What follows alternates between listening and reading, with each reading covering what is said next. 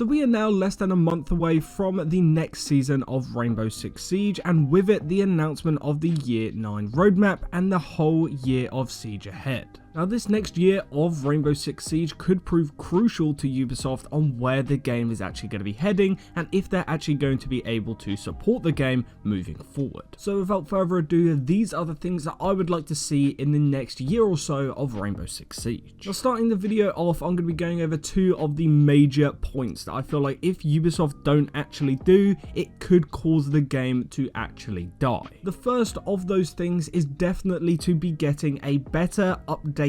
anti-cheat or just a brand new one overall. On PC right now, the cheating problem is absolutely terrible, almost as bad as it has ever been, and even though Ubisoft have promised to be making changes to the system and adding extra features to try and catch cheaters out, there still somehow seems to be more and more cheaters popping up in the higher ranked matches, all the way to the point where most PC champions will run into a cheater almost every single day. Now I don't care how Ubisoft do it, but they definitely need to address this issue because the cheating problem is getting out of hand. Now if you're a console player and that one there didn't really apply to you, this next one will, because the next thing Ubisoft really do need to improve over the next year and for the future of Siege is the servers. The servers have been down way too often recently. Literally at the start of the season they were almost down for like a month, I believe, on and off. Ubisoft have addressed the server issues down to something to do with their server providers, but if that's the case then they need to switch to a brand new server provider, because the server status for Siege is unlike any other video game I have ever seen. If the server issues that Siege had applied to a game like Call of Duty, for example, I think the community wouldn't be too impressed, and I have a feeling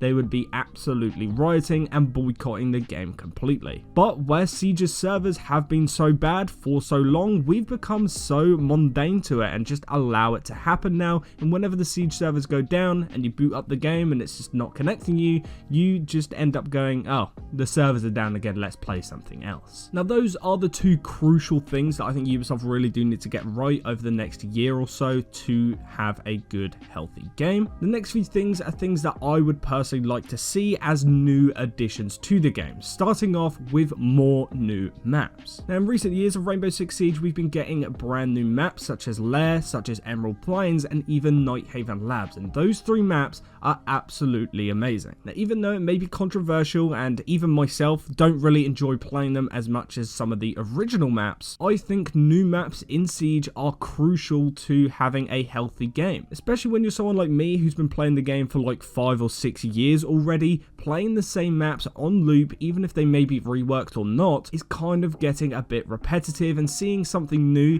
even if it's every 5 or 6 games in between, is a good thing to see as a Siege player. Now on top of keeping the new maps in Rainbow Six Siege, I also think Ubisoft need to start adding some new weapons to Rainbow Six Siege, even if it ends up being like reskins of already existing weapons, so the same fire rate, damage and recoil patterns and stuff like that. I think having new gun models and new weapons in general will be a great addition to the game, because I just think having more weapon choices in the game is just going to be so much more interesting. Every time a brand new operator releases and you get to try out their gadget and stuff for the very first time, you're always stuck with the same old weapons, the same old secondary weapons, and to be honest, it is a bit boring. Now the perfect example of this that I can give off the top of my head is the fact that on the basement objective of Clubhouse there is a PP Bison on the wall. Now this is obviously an interesting weapon, we see it in other FPS games and it even features in Rainbow Six Siege, but you can't actually use it, and if they've already modeled the weapon,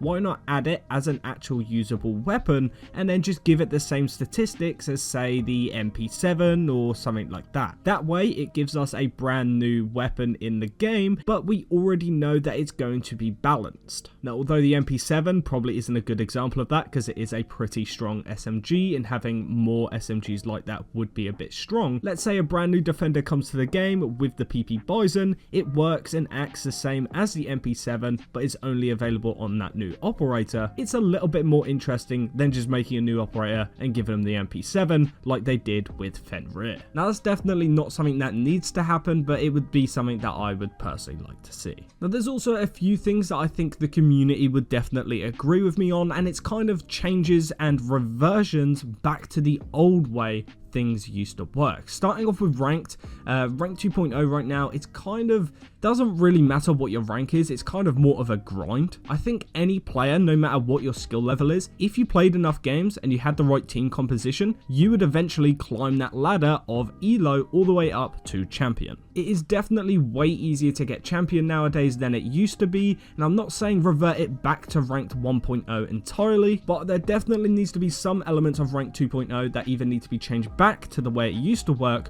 or tweaked accordingly into a ranked 3.0. And kind of on a similar point, I think original quick match needs to return as well. The new rule set and the way it all works, especially with those predetermined site setups, I think it's a bit weird, and I like the way old casual used to work. I don't like the overtime rounds, and even though it is a little bit closer to ranked, which I think is what Ubisoft was going for, they want more people to be playing the ranked modes. As someone who doesn't really want to be sweating out the game 24/7, having to play that extra round and not being able to leave, and even now with the reputation system not being able to leave, I would just like to see Ranked 1.0 and OG Quick Match return. And the final thing I wanted to mention in this video, and one of the biggest points in this whole video, is that all of these changes and features are all heavily reliant on a new engine. If Ubisoft decide to make any of these changes, it's going to cause domino effects, and it's going to cause so many issues. It's why Siege is so slow with adding new features, because every time they try and add a new feature,